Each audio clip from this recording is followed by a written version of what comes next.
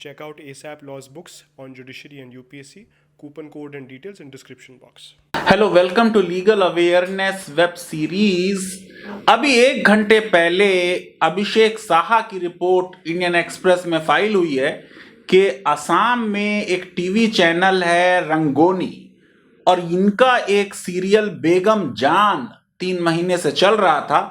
कुछ स्टोरी इस तरह की है कि कोई हिंदू विमेन प्रॉब्लम में है और कोई मुसलमान मर्द उसकी मदद करता है। अब हमारा जो नया भारत है उसमें किसी परेशान आदमी की कोई दूसरे रिलीजन वाला मदद करे, ये बात हम अच्छी तरह नहीं देखते। वो बात पुरानी हो गई जब अलगू चौधरी और जुम्मन सेठ की दोस्ती होती थी, वो सब तो अच्छी चीजें नहीं थी, उनको हमने खत्म कर लिया है।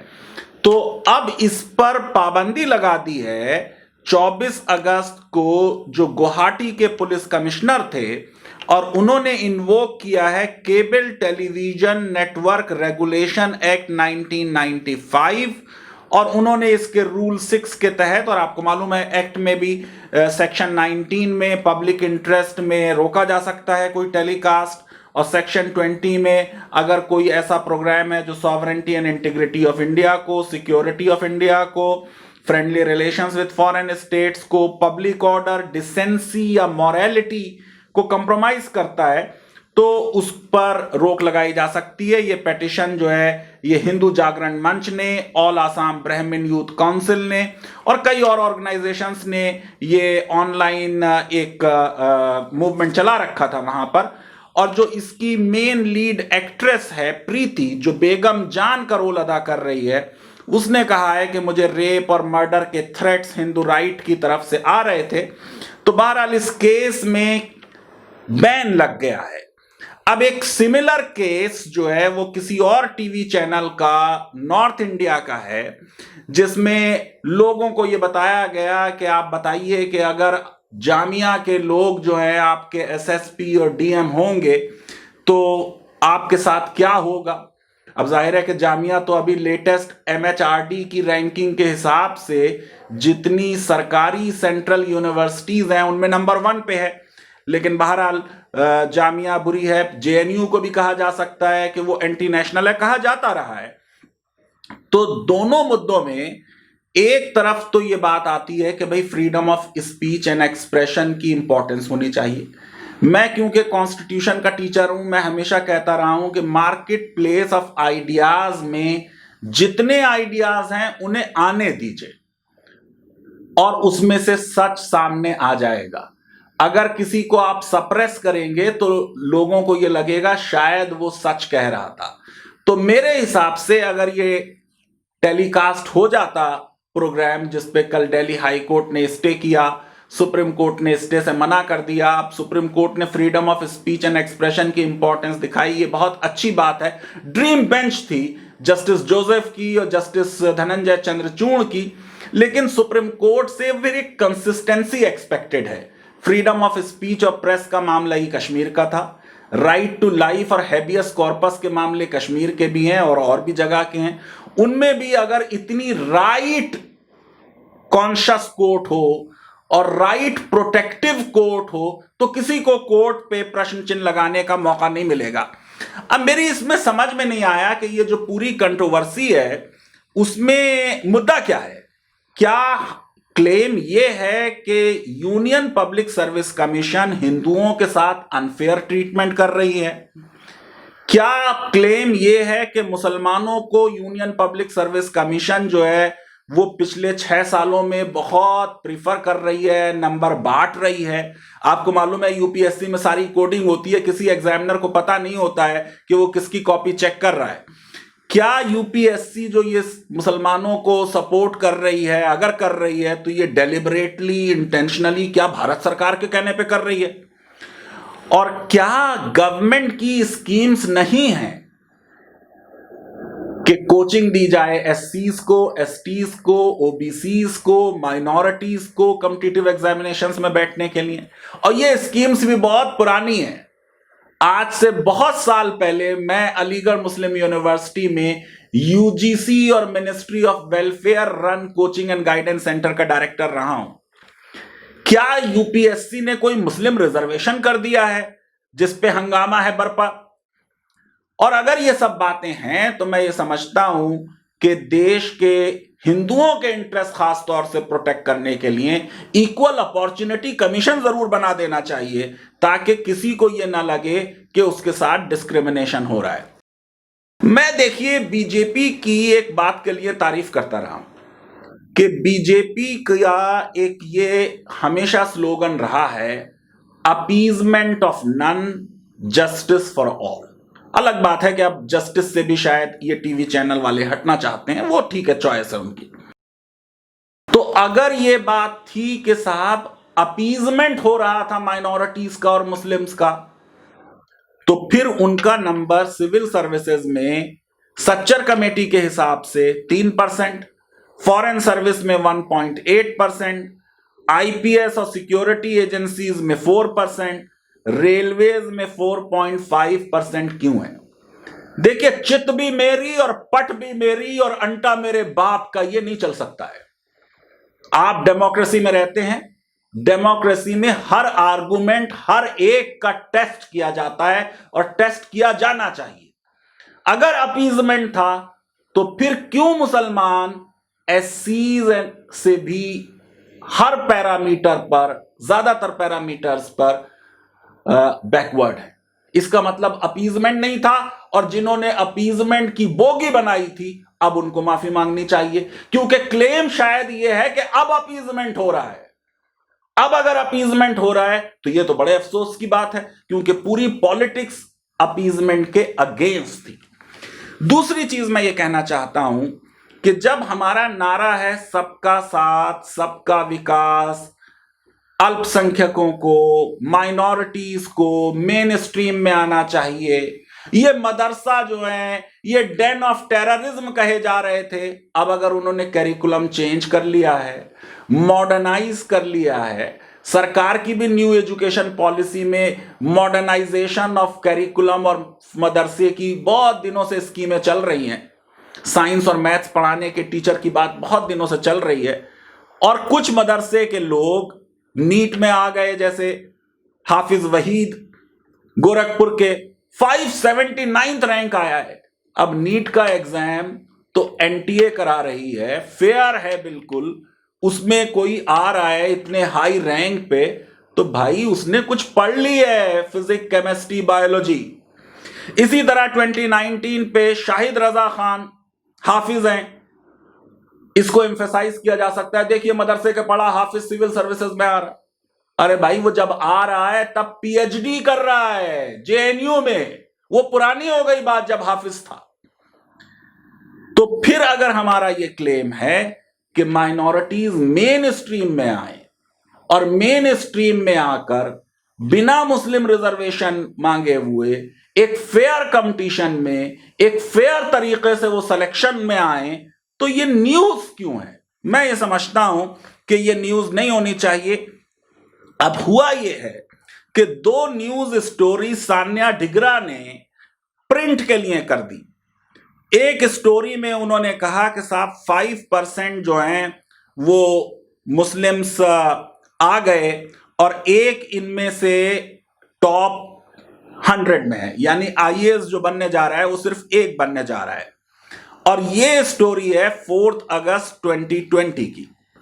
इससे पहले 10 अप्रैल 2019 को एक स्टोरी की गई कि there is drop in Muslim candidates in UPSC, but it is not a bad news. पूरी स्टोरी का मैसेज ये है कि देखिए, पिछले साल में 50 मुसलमान आ गए थे, अब 28 मुसलमान आए हैं, इसका मतलब ड्रॉप हुआ है। अच्छा, ये ड्रॉप अगर हुआ है तो उसने एक्सप्लेन किया कि भाई पिछले साल 980 वैकेंसीज थी और अब के 3/4 कम हैं, इसका मतलब 782 वैकेंसीज हैं।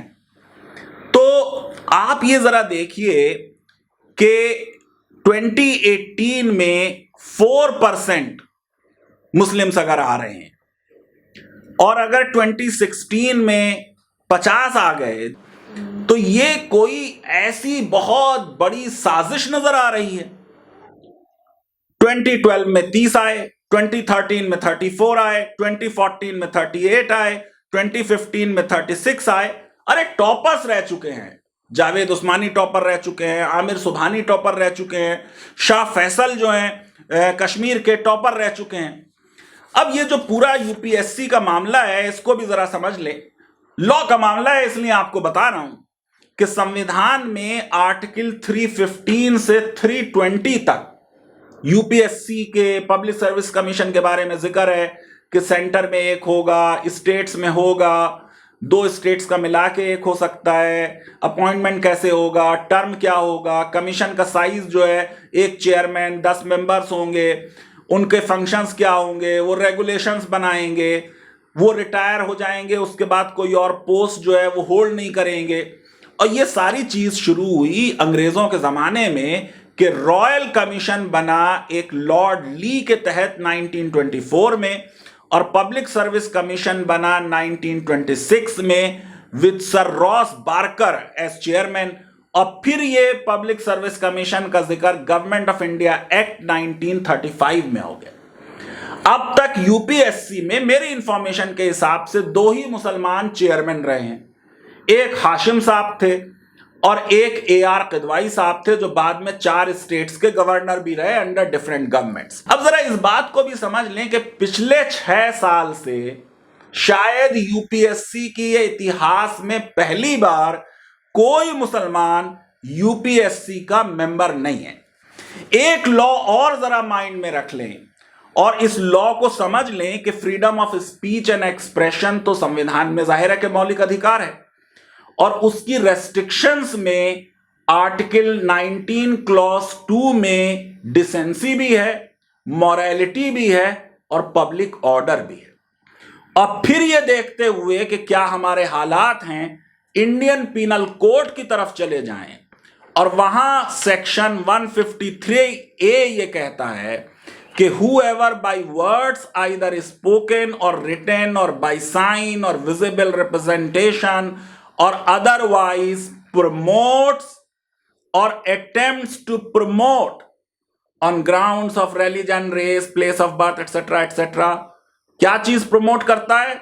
डिसहार्मनी और फीलिंग्स ऑफ एनिमिटी, हेट्रेड और ill will between different religious, racial, language or regional groups or caste or communities, or commits an act prejudicial to the maintenance of harmony, उसको 3 साल की सजा होगी या फाइन होगा या दोनों।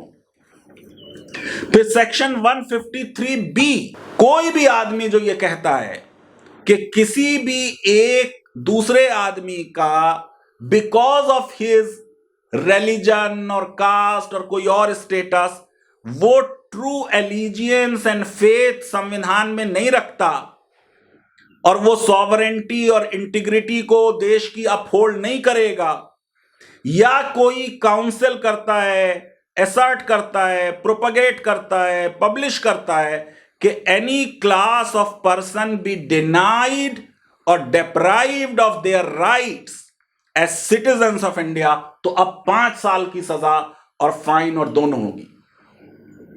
मुसलमान जब तक भारत के नागरिक हैं, अगर यह प्रपोजल है कि उनसे नागरिकता ले ली जाए तो अमेंडमेंट चाहिए संविधान में, अमेंडमेंट चाहिए सिटीजनशिप एक्ट में, कर लें इसको, कोई प्रॉब्लम नहीं है अगर ऐसा करना चाहते हैं। लेकिन क्या देश की सुप्रीम कोर्ट यह परमिट करेगी? क्या जो विश्व में थ्योरोक्रेसीज हैं, अगर भारत हिंदू राष्ट्र भी बन जाए तब भी देश में नागरिक डिफरेंट रिलीजन्स को मानने वाले नागरिक रहेंगे, और जो नागरिक होंगे उनको समानता का अधिकार। आपको मालूम है कि आर्टिकल 14 जो है वो न सिर्फ नागरिकों को बल्कि विदेशियों को भी देता है वो अधिकार। उसके अलावा फिर आपको equality of opportunity article 16 clause 1 वो रहेगा। आर्टिकल 38(1) डायरेक्टिव प्रिंसिपल है कि स्टेट रिड्यूस करेगी inequalities in status, income, facilities and opportunities. ये जो इक्वालिटी ऑफ अपॉर्चुनिटी है इस पे बहुत फोकस होना चाहिए। और सुप्रीम कोर्ट ने इंदिरा स्वानी में कहा कि इक्वालिटी ऑफ अपॉर्चुनिटी जो है वो वाकई में रियल इक्वालिटी होगी, सिर्फ फॉर्मल इक्वालिटी से काम नहीं चलेगा।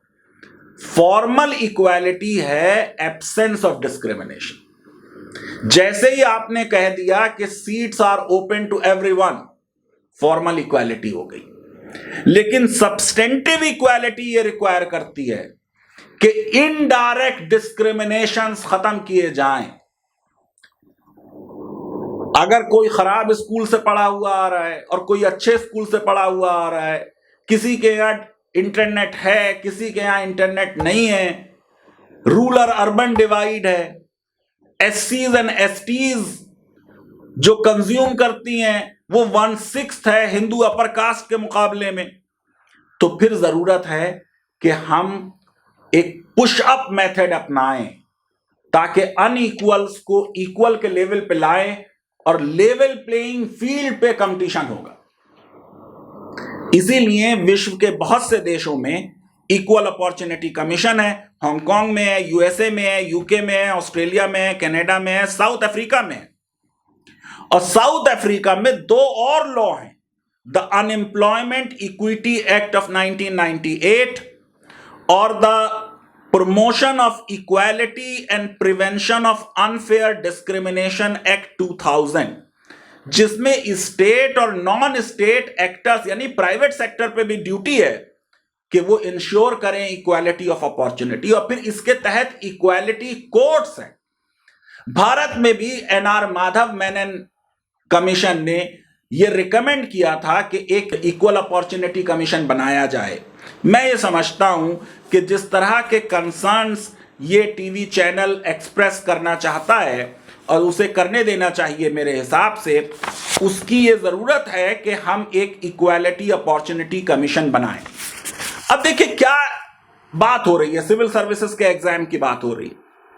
तो सिविल सर्विसेज एग्जाम में इनिशियली प्रीलिम में कोई 5 लाख लोग बैठते हैं और फाइनली आपने देख लिया कोई 700 से 900 तक सेलेक्ट होते हैं।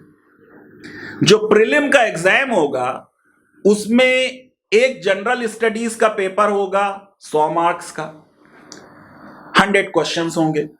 फिर एक जीएस सीएस 80 होगा, उसमें 80 क्वेश्चंस होंगे। और ये जो जीएस सीएस 80 है ये 33% मार्क्स चाहिए, ये क्वालिफाइंग एग्जाम है। निगेटिव मार्क्स हैं आपके 1/3। फिर मेंस का एग्जाम होगा। मेंस के एग्जाम में आपके कुछ पेपर कंपलसरी क्वालिफाइंग हैं, जिसमें एनी इंडियन लैंग्वेज और इंग्लिश है। फिर आइए जो मार्क्स जुड़ेंगे, ऐसे का पेपर होगा। किसी करंट अफेयर्स पे आपसे ऐसे लिखवाया जाएगा 250 marks, general studies 1 250 marks, general studies 2 250 marks, general studies 3 250 marks, general studies 4 250 marks. सब कॉमन हो गए, कोई बेईमानी नहीं हो सकती। आपको मालूम है कि सिलेक्शन में एक मार्क्स पे सिलेक्शन होता है। ऑप्शनल पेपर 1 होगा 250 मार्क्स, ऑप्शनल पेपर 2 250 मार्क्स। ये टोटल जो आपको कुछ भी आप कह सकते हैं बेईमानी हो सकती है, वो हो सकती है लैंग्वेज के मामले में, जिसमें मैं आपको बताने वाला हूं अभी लैंग्वेज का पूरा झगड़ा। सब्जेक्ट्स क्या हैं भाई? एग्रीकल्चर है, एनिमल हस्बेंड्री है, एंथ्रोपोलॉजी है, बॉटनी है, केमिस्ट्री है, civil engineering, mechanical engineering, economics है, सोशियोलॉजी है, जियोलॉजी है, हिस्ट्री है, साइकोलॉजी है। इस्लामिक स्टडीज नहीं है, थियोलॉजी नहीं है। फिर इंडियन लैंग्वेजेस है। अब सारी इंडियन लैंग्वेजेस में नेशनल एजुकेशन पॉलिसी में भी उर्दू का नाम नहीं आया, मगर उर्दू यहां है, लेकिन संस्कृत भी है। सिंधी भी 2 तरह की है, सिंधी अरबिक और सिंधी देवनागरी। अब अगर आप इसमें देखेंगे कि कितने लोग बैठते हैं इंडियन लैंग्वेज को लेके, तो वो स्मॉल नंबर है। 2018 की लास्ट रिपोर्ट है जो यूपीएससी की वेबसाइट पे है। Indian language as an optional 1043 लोगों ने लिया था 2017 में, 2018 में 792 ने लिया था, और ये कांस्टेंट है परसेंटेज 7.83 to 7.53। सिर्फ इतने बच्चे 7 to 8% बच्चे कोई इंडियन लैंग्वेज लेते हैं। उर्दू की बात नहीं हो रही, कोई इंडियन लैंग्वेज लेते हैं। अब मैं आपको जरा सा नंबर बता दे रहा हूं। अब देख लीजिए, अगर 2018 की रिपोर्ट देखें तो सिंधी अरबिक किसी ने नहीं ली, सिंधी देवनागरी 2 लोगों ने ली, गुजराती 100, कन्नड़ 140, कश्मीरी 0, डोगरी 0, तमिल 106, तेलुगु 72, मलयालम 111, उर्दू 2017 में 26 लोगों ने ली और 2018 में 16 लोगों ने ली। जरा नंबर देख लीजिए आप। संस्कृत का अगर नंबर ले लेंगे तो 2018 में 66 लोगों ने संस्कृत ली और 2017 में 65 ने ली। वैसे नेशनल एजुकेशन पॉलिसी में संस्कृत पे काफी फोकस है। उससे पहले ले लेंगे तो 54 लोगों ने ली, और पहले ले लेंगे तो ये नंबर जो उर्दू लेने वालों का है ये 20s में 30s में है। ये इतना इनसिग्निफिकेंट नंबर है कि उस नंबर के बिना पर यह कह देना कि एक जिहाद चल रहा है, यूपीएससी जिहाद, मैं ये समझता हूं ये जिहाद वर्ड की भी वॉयलेंस है। इसको एक कम्युनल कलर दे देना, इससे किसी टॉप रैंक एजुकेशनल इंस्टीट्यूशन के बच्चों के विरुद्ध लोगों में नफरत पैदा कर देना, यह मैं समझता हूं कि सीरियस चीज है। और इस चीज पे जरूर कोई ना कोई प्रॉपर लीगल कदम 153A के तहत हो, 150B के तहत हो, उठाया जाना चाहिए। मैंने अपनी पोजीशन साफ कर दी कि मैं freedom of speech and expression के फेवर में हूं और मैं ये समझता हूं कि हर एक को अपनी बात कहने देना चाहिए। पब्लिक ऑर्डर स्टेट का कंसर्न है। अगर स्टेट को लगता है कि पब्लिक ऑर्डर बेगम जान के सीरियल से इफेक्ट होता है और ये जो ट्रेलर सामने आया है इससे इफेक्ट नहीं होता, तो उसके बाद आगे कोई बात करने की जरूरत नहीं है। लीगल अवेयरनेस वेब सीरीज आपको पसंद आती है तो मेरी रिक्वेस्ट है कि हमारे इस वीडियो को वाइडली शेयर करें और हमारे इस चैनल को सब्सक्राइब करें और बेल आइकन जरूर क्लिक करें। आपस में मोहब्बतों को बढ़ाएं, आपस में नफरतों को खत्म करें। हम सब एक देश के नागरिक हैं। देश आगे जब ही बढ़ सकता है जब देश की सारी कम्युनिटीज और सारे नागरिक एक साथ आ जाएं। प्रधानमंत्री जी के स्लोगन सबका साथ, सबका विकास और सबके विश्वास पर इस तरह के एंकर्स प्रश्न चिन्ह लगा देते हैं। इस तरह के प्रोग्राम सबसे ज्यादा सरकार की पॉलिसी के विरुद्ध हैं। जब सरकार चाहती है कि हम सबको इक्वालिटी दे रहे हैं, सबको इक्वल अपॉर्चुनिटी दे रहे हैं, मैं ये समझता हूं कि ये किसी कम्युनिटी के विरुद्ध नहीं है बल्कि ये सरकार के एजेंडे के विरुद्ध है। बहुत बहुत शुक्रिया, धन्यवाद, थैंक यू वेरी मच।